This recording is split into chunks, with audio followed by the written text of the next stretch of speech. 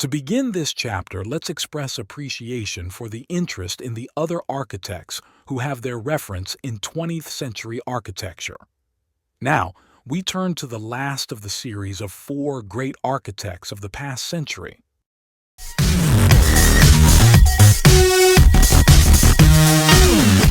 Let me simply express my heartfelt gratitude for joining me on this journey through the life and works of that monumental figure, Frank Lloyd Wright, who transformed and shattered the confines of the box within which architecture was once confined.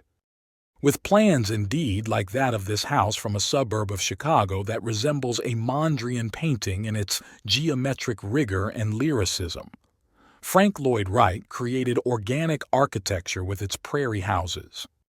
Houses like this one, with large eaves, spoke of another way of inhabiting the landscape and integrating with it. Frank Lloyd Wright also shaped the new industrial society in buildings like the Larkin. Do you know where the Taylorist revolution was taken to its extreme, right?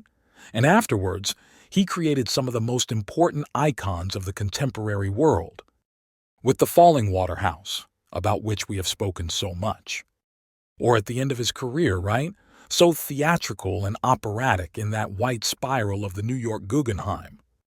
I want to thank you for joining me in exploring this other character, more difficult, drier, more rugged, Mies van der Rohe, this silent giant. With his Friedrichstrasse skyscraper, he suddenly changed the course of architecture, making us see that another architecture was possible, that the world of industry could find a home in glass prisms. Moreover, with the Barcelona Pavilion, he invented the open floor plan and showed us that architecture could be inhabited and utilized in another way, in those fluid spaces. Then, when the storm of Nazism swept him to the United States, he created there the Farnsworth House, the most beautiful glass house ever made, stacking them to create the Chicago apartments. And finally, he generated what is surely the most evoked and copied building in history, the Seagram building in New York with its bronze fittings, which has served for an entire generation to learn how to make skyscrapers from the German master. And he ended his career in Berlin, returning to Germany and his roots to build this contemporary temple, which is the Neue National Gallery. You have also accompanied me, lastly, on the indescribable, brilliant, and abundant career of Le Corbusier, haven't you? An artist, creator, sculptor, painter, and also architect. Who generated what is almost the logo of contemporary architecture, the reduction of architecture to a slab and a pillar in his 1914 project, The Domino, demonstrating his mastery.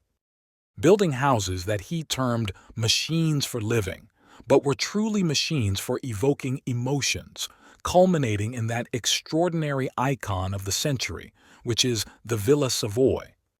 A man who expressed his ideas about collective living in the Unité d'Habitation in Marseille, and who reached the end of his career with those magical and poetic objects, such as the Notre Dame du Haut Chapel in Ronchamp, concluding his career far away in India. Building the emblems of a young democracy in Chandigarh, and today, this journey we've embarked on together concludes with an architect somewhat younger than the previous two by 10 years. Álvar Aalto, a Finn until now. We've talked about architects from large countries because, in the end, Le Corbusier, more than Switzerland, is associated with France, and Mies is associated with Germany, and certainly Frank Lloyd Wright is associated with the United States. Architects who, in the end, even though they are icons for their peers, become somewhat diluted in their home countries. In contrast, Alvar Aalto is almost the symbol of Finland, a small country that has been independent for less than 100 years and that, along with Sibelius, finds in Álvar Aalto the emblem of its condition. This Álvar Aalto you see here, somewhat of a dandy, portraying himself, leaving behind what is almost a kind of logo of his architecture, that bas-relief with those strips of sculptural wood that speak of what his architecture is, of how he broke with the mechanical architecture of modernity and suddenly introduced another world, the world of the curve, the world of natural materials, wood, brick, the sensuality of materials in the mechanical world of international style. An extraordinary character like the others, of course. In the end, one always feels that they are overusing adjectives, but these are architects, characters of such dimension.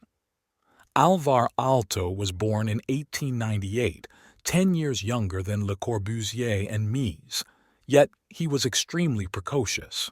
He was the only one of all of these who had a regular education, meaning he went to university and became an architect. All the others came to architecture by learning, working in offices, learning arts and crafts, but not him. He regularly went to university. He was the son of a surveyor, so he spent his childhood between his father's drawing boards and excursions to the lakeside panoramas of central Finland. If I also tell you that in Finnish, Aalto means wave, you'll understand that this architecture of curves was predestined by the word Aalto, by the lakeside landscapes, by the contour lines of his surveyor father. And it's true. And the wood, where does the wood come from? Where is it going to come from? From the great Finnish forests, from those vast forests that are exploited. And in the end, they allow not only the creation of an industry, but also a craftsmanship that is the emblem of the country. And Alvar expressed this with these diagrams that abbreviate and at the same time reflect the spirit of his architecture and the spirit of his country. When Alvar Aalto attends high school in Baskela, a town in central Finland, they call themselves the Athens of the North. They pride themselves on being a very cultured population, and the young Alvaro has no choice but to go to Helsinki to study at the university. But he quickly returns to Baskela to establish his office. The first dilemma he faces is how to build. In Helsinki, he had seen that what was in vogue was romantic nationalism, Carlsen, Saarinen, the father of American Saarinen.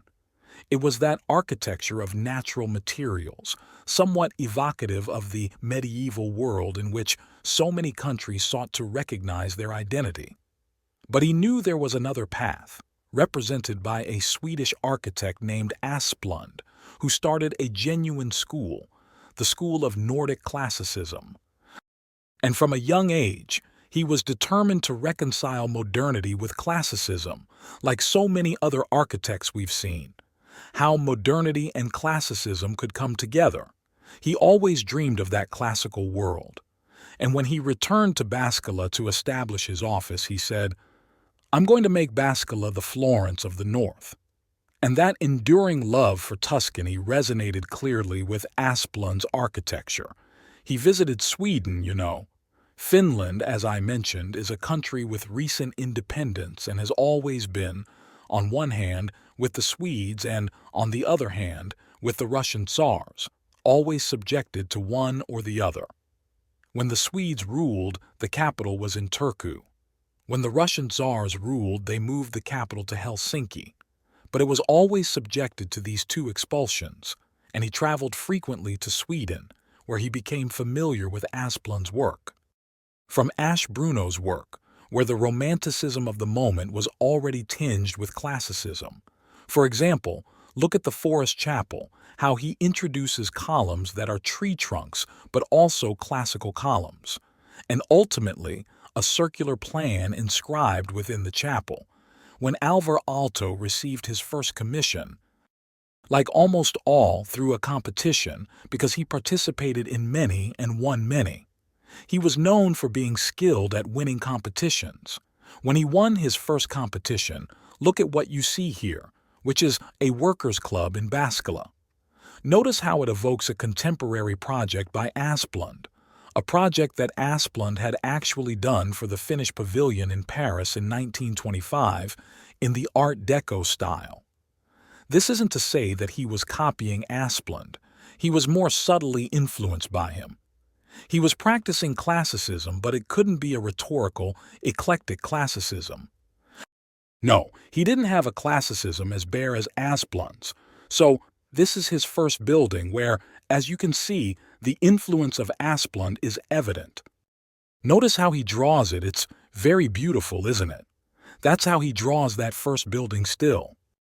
And we see it in the plans of the time, with the permits that attested that he had received the construction permit, and where in the end, the lesson of Asplund manifests itself in this large floor plan, with a circular space that gives meaning to the entire project. If you recall the project that Asplund was working on at that time, which Aalto evidently went to visit in Stockholm. The central library, you understand how this circle inscribed in the rectangle was part of that desire to create a bare classicism, a geometric classicism, a radical classicism they called Nordic classicism, of course. The classical world called to him, and when he had the audacity to enter the competition for the Palace of Nation in Geneva, which we've talked a lot about in relation to Le Corbusier, he, being 10 years younger, said, "Well, I want to win that competition too." He wasn't successful, but he presented this, which you see here, which is almost like an Acropolis for the Palace of Nations. Even as a young man, he competed in the big leagues, always with the intention of creating architecture evocative of the Mediterranean world. His churches, this church he designed in this case, was not successful, but he also envisioned it again as almost a set of pieces atop the mountain, like a sangalo, with echoes of Italian villages perched on a cliff. When he made his first church, the traces of Asplund are found more in things like the porticos, which reproduce the same ones that Asplund had used in the library, don't you think? And again, yes, it's classical, but at the same time it's refined.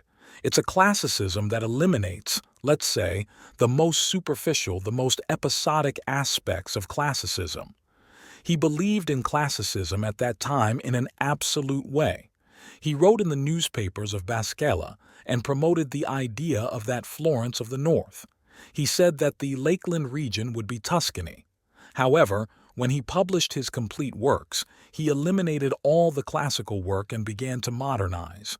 He eliminated his classical work because, for some reason, this classical work still, from a modern perspective, from the modern canon, it's difficult to accept. Le Corbusier did the same thing. He didn't include the first villas we saw from him in his complete works. They also, let's say, expelled their beginnings to create a more rounded, complete character. However, now that we know him completely, it seems that in those beginnings lies the future. Aalto, at that time, wins an important competition in Turku, the former capital of Finland. He had just gotten married to an architect 4 years older, the one he had hired 6 months earlier as an employee in his office. Her time as an employee lasted very shortly because immediately the boss married her, Aino Marcio, an older woman. Later in the studio, she primarily handled the exhibitions, furniture, and interior design, but Aalto had a relationship of devotion and absolute dependence on her. Nothing could be done without her approval. His great biographer, Goran Schilt, who shared 25 years with him and has written the most detailed text about Aalto, is convinced that this was because Aalto sought in this older woman, whom he married at the age of 30, the mother he lost at the age of 8. Many architects in this narrative have lost their mothers, but it's true that mothers are very important. Aalto lost his at the age of 8. It's true that his father immediately married his mother's sister, the younger sister, which he continued to have a second mother, but it's not the same. He lost his mother at the age of 8, and he found that figure of reference again, that figure where he sought above all acceptance, agreement. He needed her approval for everything, just like his mother had done before. And this time he didn't give approval. This time he didn't give approval to move the office, to leave Baskela for Turku. So the family moved to Turku to undertake their first major work.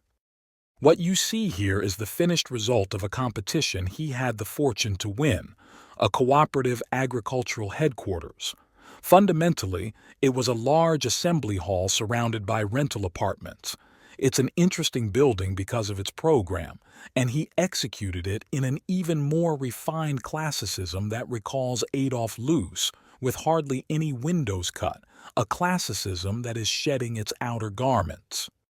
This is the entrance where you can still see echoes of the library, but it's already something else.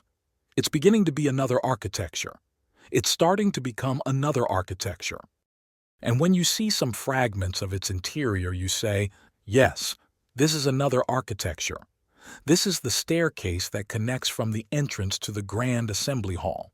You see it, and it has an absolutely modern look with those lamps that provide indirect lighting, that corridor, a bit of a trick that leads to the Assembly Hall. But Turku is important because, despite being a provincial city, it's a big city. In Turku, he encountered another fashion, another group of people.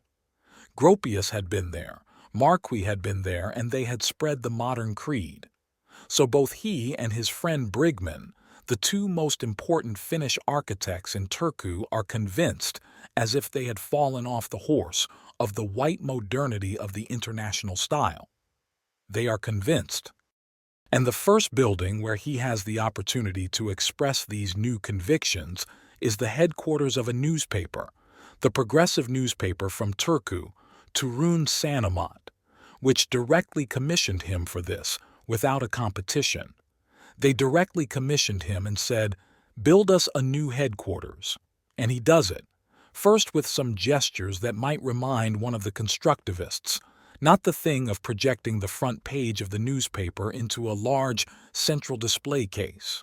But when you see the entirety of the work, you see that it's already done according to the 5 principles of Le Corbusier. The continuous window, the usable roof, the free composition. However, even in this fully modern work of the international style, white and sleek, Aalto, who will be, later on, starts to manifest his condition. And when you see, let's say, the rotating wings or simply the paper coil warehouses, you see these sculptural capitals, these sculptural peaks that Philippe Johnson will later use. Sorry, Frank Lloyd Wright's Johnson Wax Building. Before Wright, we already have Aalto using sculptural columns that speak of another reality. Because, in truth, this is introducing another kind of concerns, closer to that romanticism and love for nature, and that love for the sensual curves of the world, which will emerge time and again in Aalto's work. Shortly after, he wins a very important competition to design a large tuberculosis sanatorium. At that time, tuberculosis was a significant concern, and sanatoriums were one of the state's major priorities. This project takes place in Paimio, and he approaches it with absolute dedication. Stay tuned to learn more about this pivotal project in Aalto's career. Through his newfound functional creed, which he had just discovered, he embraces functionality. As you can see, it's a white building. It's a building with luminous ship railings, open as, on the other hand, tuberculosis patients demanded. They had to spend a long time on the terraces soaking up the sun and fresh air. These large terraces characterize the building, allowing patients to bring out their own beds so they can receive the essential sunlight needed to heal from their illnesses. Aalto also designs a plethora of furniture pieces for the sanatorium. He designs many, some of which feature Eno in one of those terraces of the Paimio Sanatorium, but he also designs this Paimio chair. A chair that would become legendary and that we can still buy today in any furniture store. Why? Because it was so fantastic. They're made of laminated wood, of which there was plenty in Finland, and laminating was a process they had just experimented with to make furniture.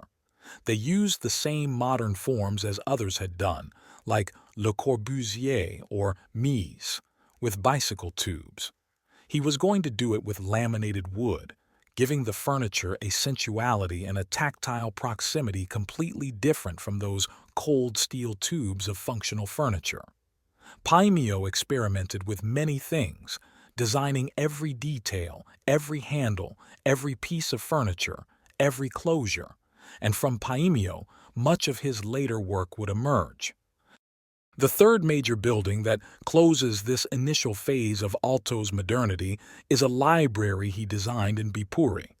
He also won a competition for this library. In fact, he won it with a completely classical project. But fortunately for him, or perhaps for us as well, it was not built.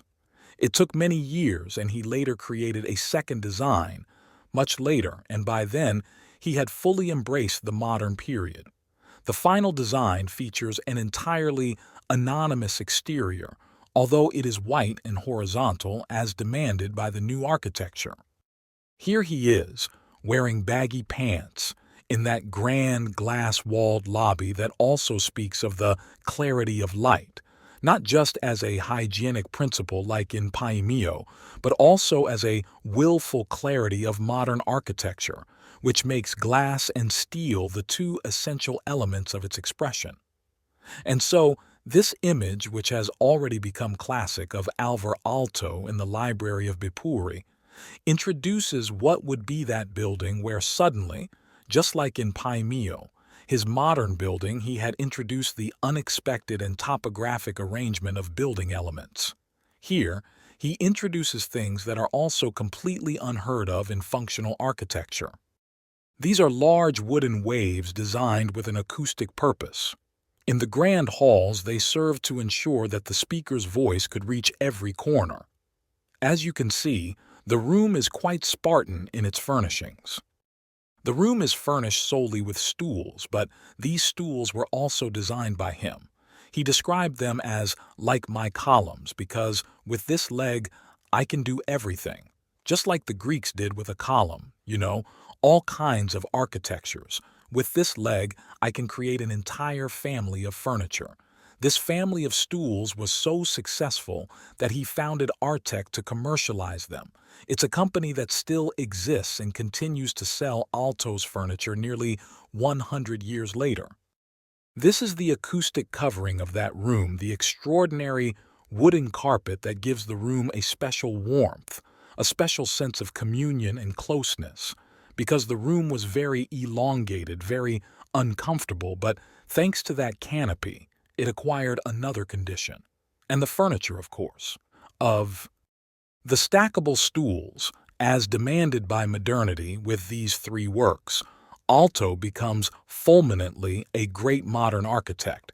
He becomes a member of the CAM, meets all of them, travels throughout Europe. They invite him everywhere. When the year 32, the exhibition in New York is made of the international style, that which you will remember, that only Mies was invited, right? Well, in one corner, I have hung between two thieves, as he said, in that exhibition of 32, Aalto is already present, and he is present with the Turun Sanomat building, with the newspaper building from Turku. He is a recognized architect, and is an architect recognized who has made works as extraordinary as these three that we are seeing. He is going to then experience a singular transition in his life and in his career. Of course, the library of Bipuri has suffered a lot. I always show photos from that era and architects' drawings because if I were to show Bipuri's current photos, everyone would feel saddened. It was located in the part of Finland known as Karelia, which was annexed by Russia. Right now, Viipuri is not in Finland, it's in Russia, and the Russians let it deteriorate. Visiting it now is a melancholic expedition. There are always campaigns to raise funds to try to do something with Viipuri, but unfortunately, being in Russia, it has lost the freshness that these early images depict. Those images of Bipuri just inaugurated with that well of books and those extraordinary skylights for uniform light evoke a sense of nostalgia. Those skylights, he used to say, were like a cliff with 1,000 suns.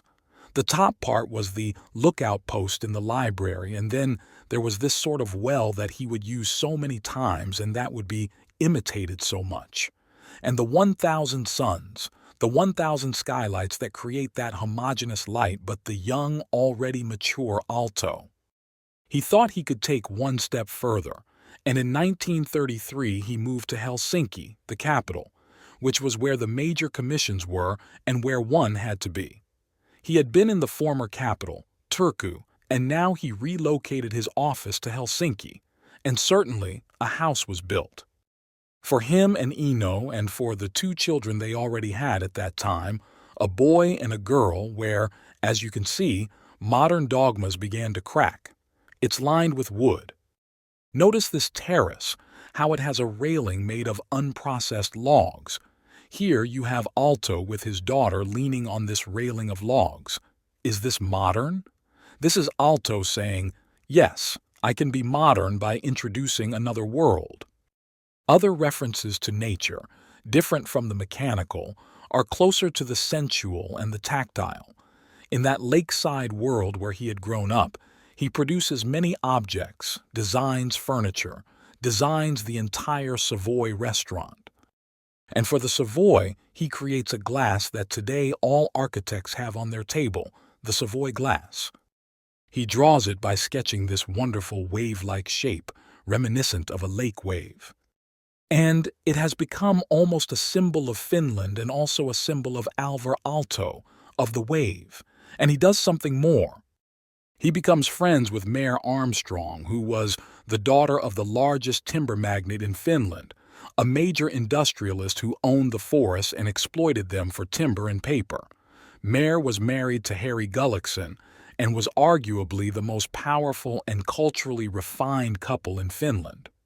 They commissioned this young friend, already popular in the world and who had exhibited at the Museum of Modern Art in New York, to build them a house. This house would be made with that new organic architecture, which had been introduced like a virus into the dry and mechanical functionalism of early Aalto. That house is called Villa Mairea, named after Mairea, the owner of the house. In fact, it is built on a large estate that belonged to her grandparents and parents. There were family houses of 3 generations on that huge estate. They built a holiday home there and commissioned it to Aalto, telling him there was no budget to do as he pleased. He had the privilege of building a house without a budget for extremely sophisticated and wealthy clients. His relationship with Mairea was particularly intimate, and when you visit the Aalto Foundation archives in Helsinki, you'll see it. The plans for the Villa Mairea are as numerous as those for all his previous work. He makes thousands of plans, designs everything, and ultimately builds this villa, which is a mix of things. On one hand, there are floor plans that are almost references to Cubism, to the French Cubism of that time. But at the same time, he mixes the functional with the organic. There's an evocation of the entire Finnish forest world, and it's full of references to Japan. Japan, which at that time fascinated him, had also become a friend with the Japanese ambassador and read many books about Japan. Like Frank Lloyd Wright, Japan entered Aalto's life in a tempestuous way, and here you can see Villa Mairea, an extraordinary place. A magical place where nothing is rational, everything is emotional. Every decision is made based on sensitivity. But what is it fundamentally? You know, we need so many elements to support a wooden staircase. No, it's simply the desire to bring the forest into the house. Trying to make this house vibrate with the materials of the forest and the surrounding nature, the house, of course, is a grand bourgeois vacation home. But it's a house where so much happens, and in the end, it's almost summarized in these kinds of gestures that they, let's say, frame the same as in that first photo of Aalto Dandy that we started with. He had a bas-relief with those bundled wooden aces because there are 3 or 4 things he always repeats. One is that kind of bundled wooden aces, the others are the fans, and finally, the waves. These 3 elements of the fan, the waves, and the bundled aces build an Aalto architecture and make it different from any other. And they are present there. Here you have them, larger, right? This is almost what serves as an abbreviation, just like Le Corbusier had made an abbreviation of his work, which were 2 concrete plans and 6 bare pillars. This is the abbreviation of Aalto's work. Villa Mairea is full of details, unexpected encounters, insights. This is clearly reminiscent of Japanese design, it's true. One of the rooftops with this unexpected railing, with those stones that indeed seem to be taken from a Japanese garden. Here is Mare Gulesen on one of the 5 chimneys of the house. This one is in the garden, and as you can see, it almost evokes a fragment of a ruin or a cave. This is the sauna, because logically, any Finnish house needs its sauna. This is the magical sauna next to the kidney-shaped pool that they had in front, which was used by the guests of the Gulliksen marriage to take a sauna at the time. Mairea Gulliksen and Alvar Aalto's Villa Mairea was an extraordinary work, one of the icons of modern architecture. However, as you have seen, it lacks a single image. It's not like Falling Water with its large planes floating over the stream saying, "Here it is." How to summarize it in one image? You can't. You have to experience it, live it. It's a house that cannot be summed up in a single image. Yet, when Aalto created it, he was obsessed with Falling Water, which had just been completed. In fact, when they were looking for a location for the house, the first thing he told Mare was, "Find a stream. We need a stream to put the house on." He also wanted to make his own Falling Water, to place his house over a stream. In the end, the estate didn't have a stream suitable enough, and they had to build it as it should be, on the grassy clearings in the Finnish forest. But it became an extraordinary success. Why? Because suddenly, Alvar Aalto proposed a different path to modern architecture. A path he called humanistic. Others have called romantic or organic, but it doesn't matter. It's a path of reform that brought architecture closer to our everyday experience, to what is enjoyable, to how we live well. So, here we are with Alvar. It's not the best moment of their lives. We're in 1938, and although they're enjoying this period of creative and vital fulfillment, he's 40, she's 44. Things are about to change drastically in Europe. As you know, World War II began in 1939, and it's now 1938, just a year before. In that year, Alvar Aalto is selected to design the pavilion for Finland in New York. And as expected, he does it with a floor plan that undulates, true to his style. With this design, featuring slats that were meant to be the Finnish spirit and this image, this would turn Aalto into a very popular figure in the United States. In fact, after this, he would have a solo exhibition at the MoMA. Yes, in 1932, he exhibited as part of a group, alongside others of the international style. He was one among those changing the world. But by 1938, the MoMA said, "No, this is one of the greats, one of the masters." At just 40 years old, he was still considered young. It's worth noting that even in contemporary architecture competitions like Europan, which are for young architects, you can enter until you're 40. So, officially, an architect is young until 40, believe it or not. This young 40-year-old architect had a solo exhibition at the MoMA and had created a handful of masterpieces. Life was smiling upon him. And yet, like this sketch of a storm over Cape Cod during one of his trips to the United States brings to mind the brewing storm in Europe. As some may know, in 1939, the near country invaded Finland in what was called the Winter War. All young Finns were mobilized for the conflict. Aalto, at 40 years old, was a reserve officer. When he learned of the imminent conflict, he fled to Stockholm. However, even there, the mobilization notice reached him. He had to return to Helsinki immediately. He mobilized all his American friends, many of whom were influential figures like Rockefeller, Hemingway, and key figures from the Museum of Modern Art and Frank Lloyd Wright. They all rallied to ensure Aalto didn't go to fight. Instead, they organized a series of conferences to raise funds for Finland, which was under attack. It was a challenging time indeed. He eventually got mobilized and had to don the uniform. Here you see him, possibly preparing for the reconstruction of Finland, which was destroyed by the other's troops. Naturally, the Finns offered little resistance, and the other country quickly forced them into an armistice. However, this episode saddened many because the Finns are deeply patriotic. When he went to the United States to give this series of conferences and didn't return, his friends couldn't understand it. Mayor Gullikson, his friend, wrote him letters asking why he hadn't returned. They were indeed powerful bourgeoisie, but they were also patriots contributing to the war effort. Seeing Alvar Aalto shirking his responsibilities left everyone dismayed. It was a very dramatic turn of events for many. Yet here he is, dressed in uniform on the terrace of his house, with his 2 children and his wife. Soon after, the Second World War erupted, which they called the Continuation War, where the Finns, allied with the Germans, attacked the other North country. This war was much bloodier because the First War, the Winter War, was brief, and the North country had an easy victory, reaching an armistice and keeping part of Finland. However, the subsequent war was extremely cruel, now part of World War II. Finland then entered on the side of the Germans.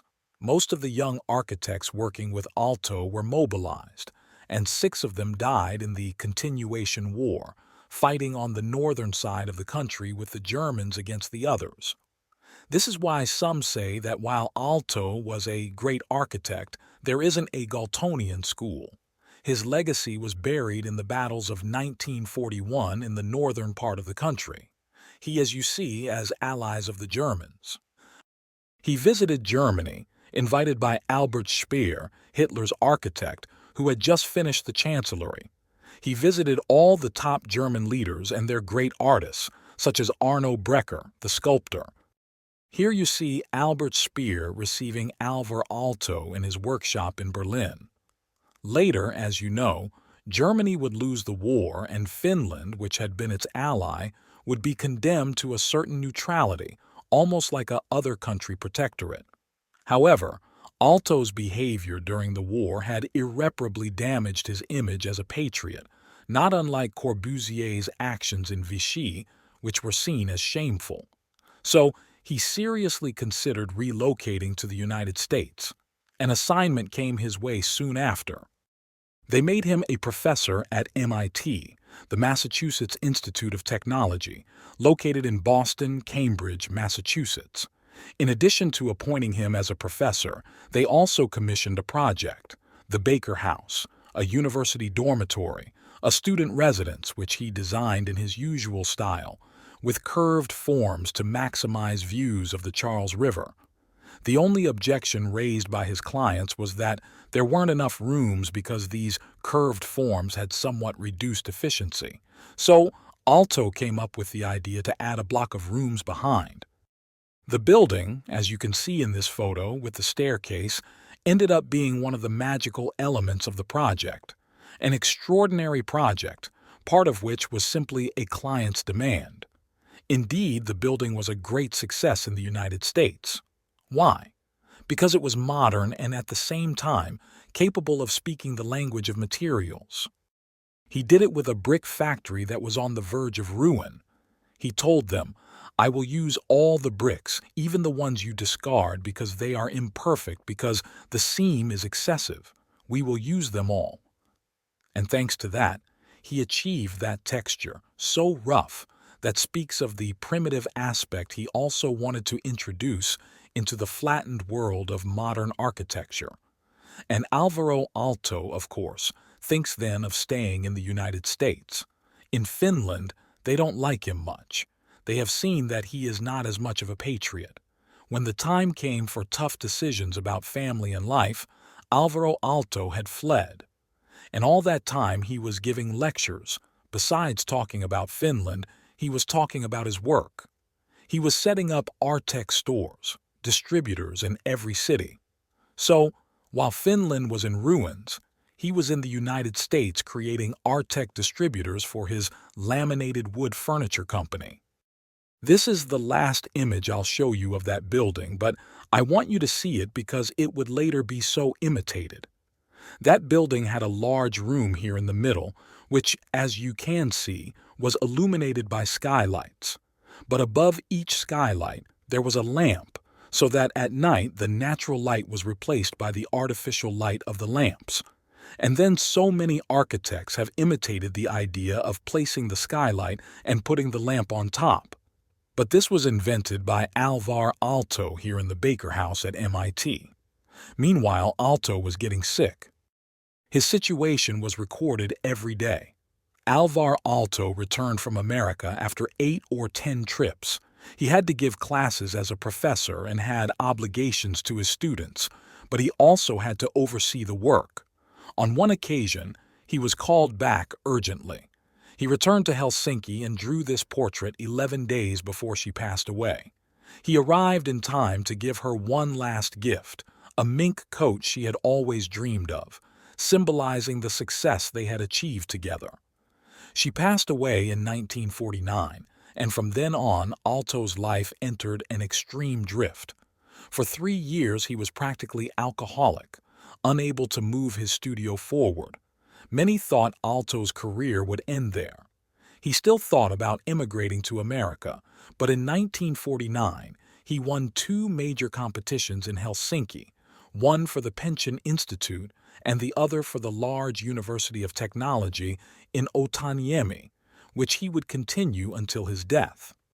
Then he thought he should attend them, but he was unable to do so. At that time, he was occupied with a minor commission, but which would later be important to his career, a small town hall in a tiny village. Saina Salo loved the urban plan, and he said, "Well, a series of somewhat diagonal blocks here, and I will build the town hall." And indeed, he did it this way, understanding the town hall not as a building but as a plaza, a group of buildings that embraced a public space. And if we move from the floor plan, this is what the Saina Salo town hall looks like, with a grand grassy staircase leading up to the ensemble of buildings that enclose a clear boundary. It bears influences from the Dutch and, notably, from the Italian cities that Aalto admired. I aim to reflect the somewhat picturesque organization of an Italian city, with its hill, a small acropolis, where the buildings representing the community stand, built with red brick. From then on, brick would become Aalto's signature material of this period. He abandoned white renders and metal joineries, focusing instead on creating structures with brick for its tactile quality, its friendliness, its naturalness. Of course, the Grand Hall. The Grand Hall of the Town Hall had to evoke the communal spirit, so he made it enormous, 17 meters high, with this wonderful medieval-inspired truss. He even spoke with his friend Ligia and told him to sell them a painting cheaply. He sold them the painting directly for a pittance. When he presented the painting to them, they were shocked at how much money it was and said they couldn't afford it. So the painting only stayed there for a few days, and in the end, Aalto had to keep it himself because he was too embarrassed to tell Ligia that the townspeople hadn't wanted to pay such a small amount for the painting. But this period photo still shows the painting hanging there, though, of course, it's no longer in this small town hall. As we told before, here enters another character into the story, the one who rescues architects. It's often the case that women come to his rescue in the end, and this time was no different. From 49 to 52, Alvar Aalto faced 3 incredibly challenging years. While he managed to complete Saina Salo with immense effort, so much so that he personally wrote a heartfelt letter to each of the 6 bricklayers who had worked on the project, thanking them for their contribution, his studio was in complete crisis. One day, he noticed they had installed a neon sign outside the building, and in his indignation, he smashed it to pieces. This led to a legal battle and hefty fines he had to pay. Additionally, a tax inspection revealed his accounts were in disarray, resulting in more substantial penalties. He had to let go of half of his staff, and it felt like his life was heading towards disaster. However, amidst all this turmoil, he discovered another young architect, an employee in his studio who was 24 years his junior. He ended up with Otaniemi, whom he immediately renamed Elisa because it had a more classical resonance, and married her. From then on, he found a new kind of happiness, different from what he had with Eno. Eno was more reflective, perhaps more mature and settled, while Elisa was vibrant and joyous, seeking only to live life without worries. This brought a new energy to Aalto, and they began a different life together, reflected in their architecture. As was his custom, Aalto built a vacation home as a wedding gift, this time next to Salo, near the town hall. He often visited the area during its construction and decided to create a vacation home, a simple yet elegant structure with a large courtyard adorned with whitewashed brick walls and a central fireplace. There's Álvar Aalto, tending to the fire at the heart of the courtyard of Salo's vacation home. And there you have the young Elisa because she wanted to love always, just as Aalto did in the same enclosure. The same enclosure which was this open-air patio. You see, the house is barely a patio, an L-shaped structure with rooms, and then it gradually dissolves. This drawing, in which the house almost decomposes like a ruin, is one of the most beautiful in the history of architecture. They used it as the logo, the plan of that house that dissolves and eventually breaks down like a ruin in the landscape, blending into nature. This is the patio where he was tending to the fire, and she was busy with the furniture. This is the patio, a brick patio, but painted white on the outside. Yet, it has that warm atmosphere.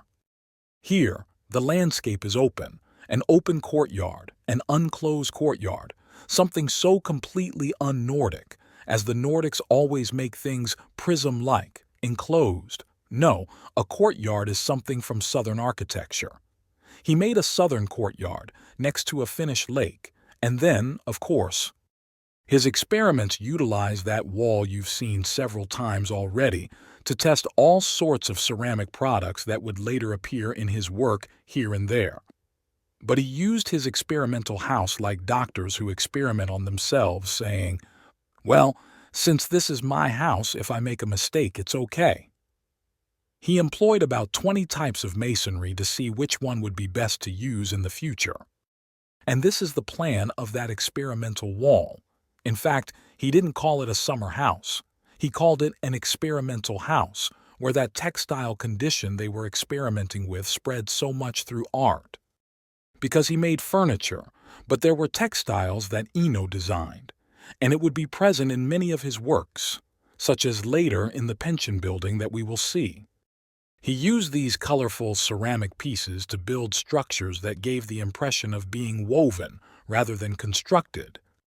A somewhat remote sauna, one has to cross a stretch of forest to reach it, and this sauna, as you can see, it's almost like Le Corbusier's cabin, this sauna, like the most deliberately primitive element of the house because it's effectively a huge architectural creature, a spontaneous creation, a house without foundation because it's supported only on a few rocks, and a sauna where, even though it may not seem like an Aalto building, Aalto's talent is reflected in small details, in little nuances.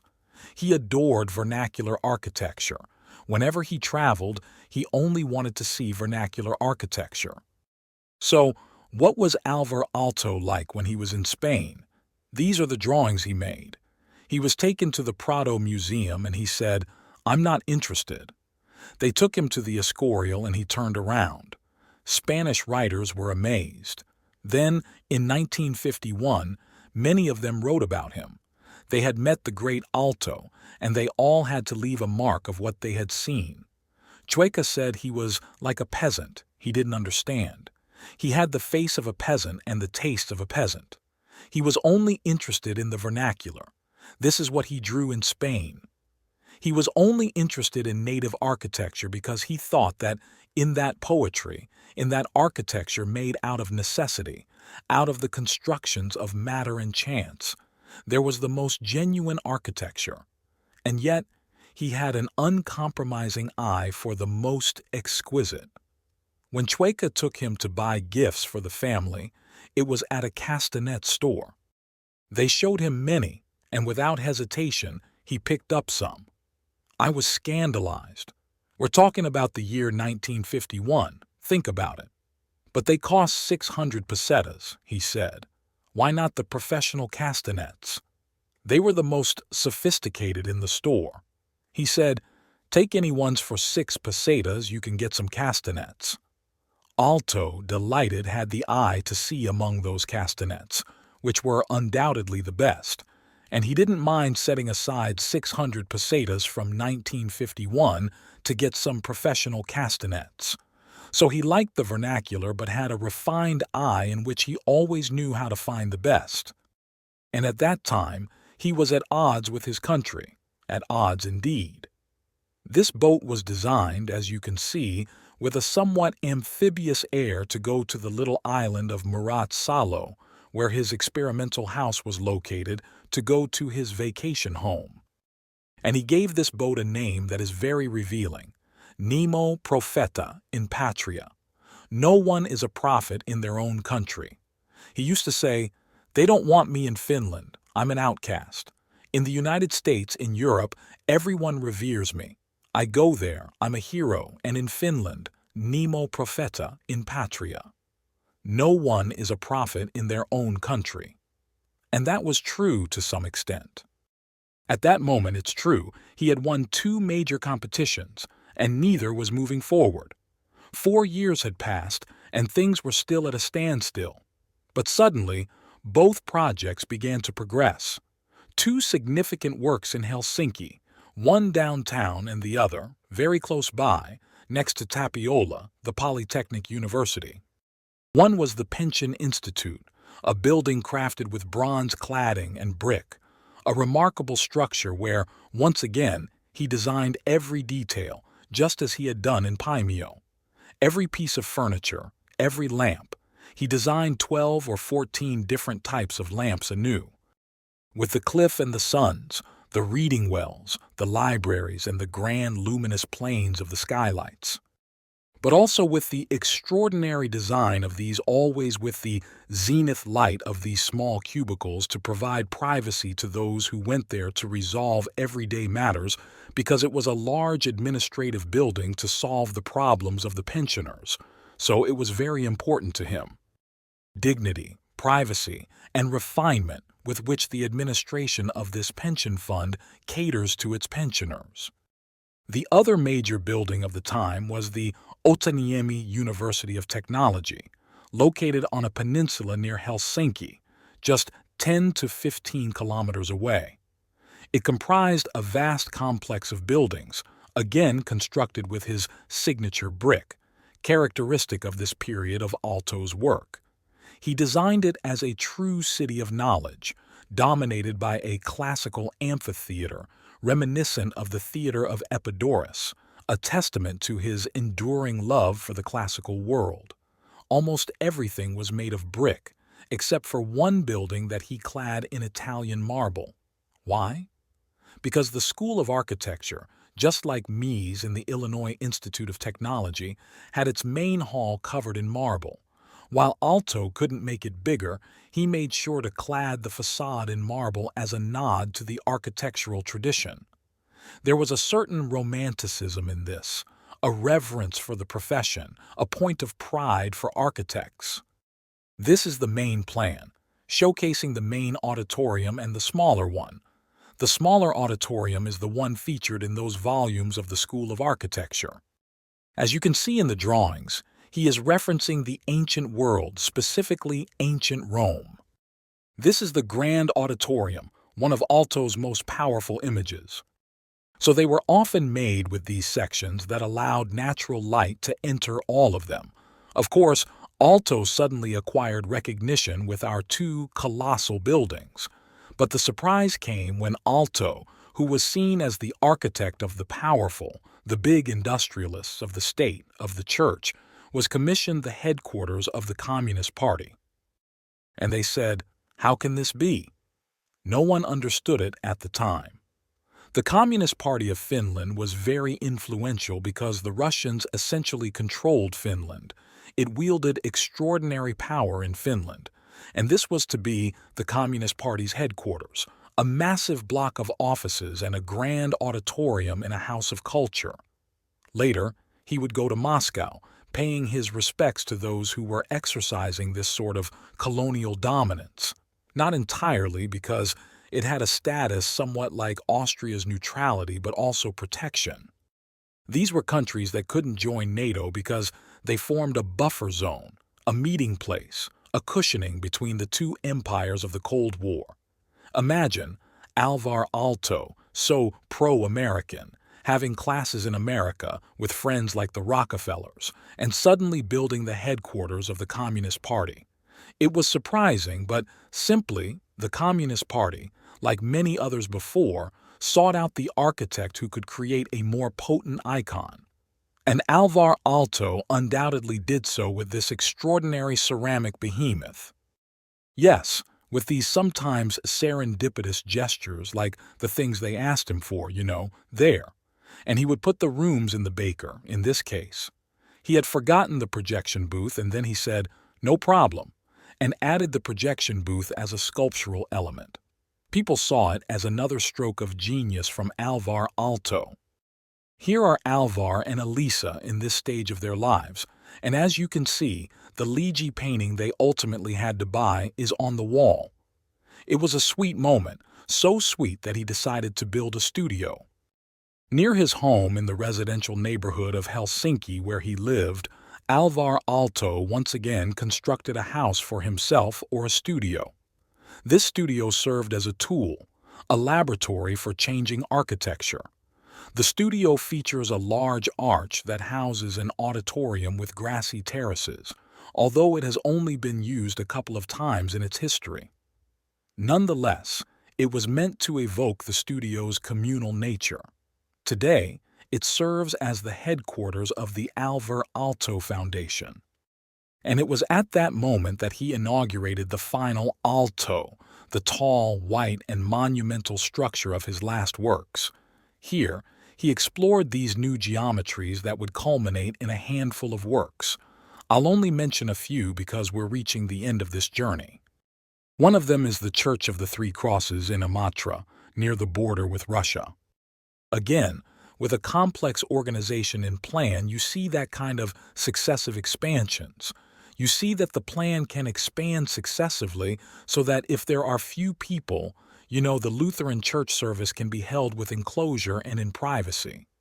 And if more parishioners come, if more faithful come, then we open the different enclosures and we expand the space of the church. Through these enclosures that fragment the space of the church, there's a total sculptural space of the church with an unexpected luminosity.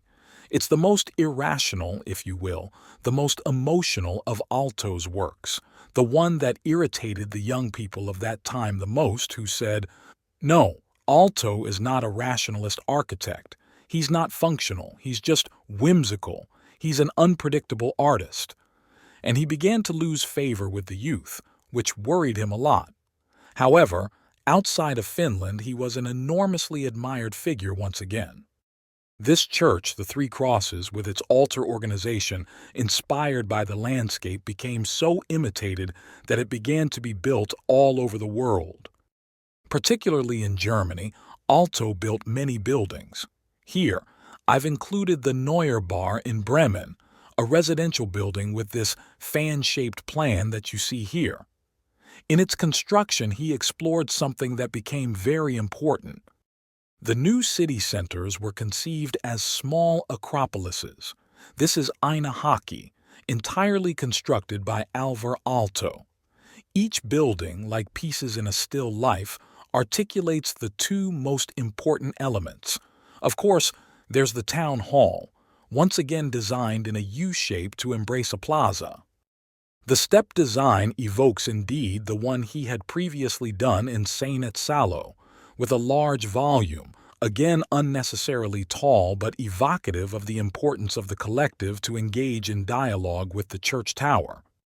And the library, like so many others he would create, with the reading well, the fan-shaped floors and the side lights that create that appearance of luminous clouds over the readers. And as he would later do almost at the Arctic Circle in Romania. In Mies with another library, or much later in a place that belonged to him, Helsinki. You won't stop seeing it. It's the great academic bookstore, an extraordinary bookstore that he shaped again with a large patio with the skylight of these large glass rocks, and through which the light, so scarce in the northern latitudes, spills over those who visit the bookstore to buy.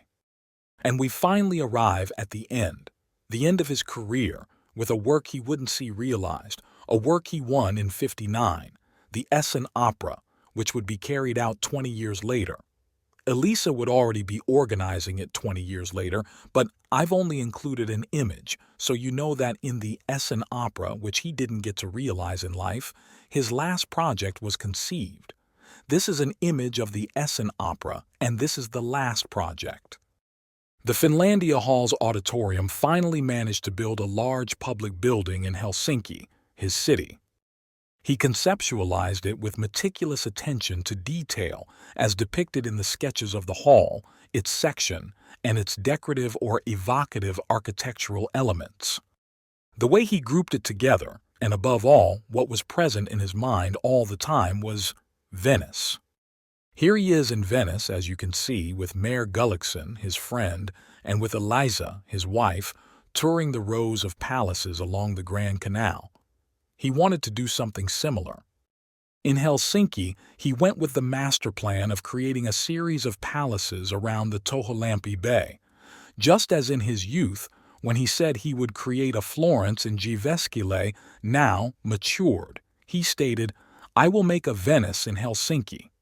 His grand and monumental Finlandia Hall, representing the Finlandia building, initially with the auditorium section, and later the Congress Wing addition, would be his final work. Perhaps not his finest, but certainly the most celebrated, as it was the old Aalto bequeathing to his city his ultimate creation, akin to Mies in Berlin or Frank Lloyd Wright in New York. And this is the image of the Finlandia Talo again, clad in Italian marble. What happened? The Italian marble worked very badly in the climate, in the northern climate, in all the marble plates they warped, and they gave it this aspect that you see here. You may be able to see it in some of the images, a little like scales or bark, giving this building that wanted to be rhetorically classic, a romantic air, a vegetal air, a natural air, betraying Aalto's intention, which was to make a great classical building in Helsinki in the end. Unfortunately, the plates began to detach, the building filled with nets, and had to be reclad. But notice, the importance then of Aalto was shortly after his death. They would incorporate it into the banknotes of Finland. Now, unfortunately, they have the euro, so Alvar Aalto's banknotes have disappeared, but the front was Alvar Aalto, and on the back, the Finlandia Talo was already the icon, the work for which they wanted him to be remembered. And when after his death it came time to repair it because the marble plates were coming off, the politicians proposed something quite reasonable. They said, "Look, if granite works very well here, let's take a very light granite and clad it with granite, which will work." The architects got angry. They said, "Aalto did it in marble, and it has to be marble, even if it only lasts another 20 years. And so it was done. It has been repaired and clad in marble again, knowing that it will have a short duration over time and they will have to repair it periodically if they want to maintain that dream of that man from the north who dreamed of the south." At his death, Alvar Aalto was so determined indeed about the south, the Mediterranean, that his widow Elisa made improbable efforts to obtain a classical capital for his tomb. But there was no way to import it. The Italian said, "No, how can you import an antiquity? It's impossible." In the end, thanks to a friend, she managed to obtain a neoclassical capital from the 18th century, which is this capital, the one they have here, and the Italian authorities allowed its export, so at least she could achieve this. Let's see this final tribute that Elisa paid to Álvar Aalto. Alvar Aalto, indeed, a master who changed the course of architecture, introducing that organic architecture, including curves, introducing natural materials. But at the same time, he had many stages because there's a classic Aalto, and there's a functionalist and international style Aalto, and there's a brick Aalto, and there's a late white and monumental Aalto. There are many Aaltos. However, all of them are threaded by his nostalgia for the South. That architect who wanted, as I told you, to make a Florence in Jyväskylä, and then wanted to make a Venice in Helsinki, often said, "In my head there is always a journey to Italy." When the time came for him to make the final journey, he would end up resting under an Ionic capital of Italian marble. Finally, this is Alvar Aalto. We've delved into the architectural legacy and personal journey, a master whose work transcended styles and borders. From his early functionalist works to his iconic organic designs, each of Aalto's projects was an expression of his deep connection with nature and his quest for harmony between form and function. Though his life was marked by challenges and ups and downs, his legacy endures as an inspiration for future generations of architects and design enthusiasts. Join us in the next chapter as we explore more about the visionaries who reshaped the architectural landscape. Don't miss it.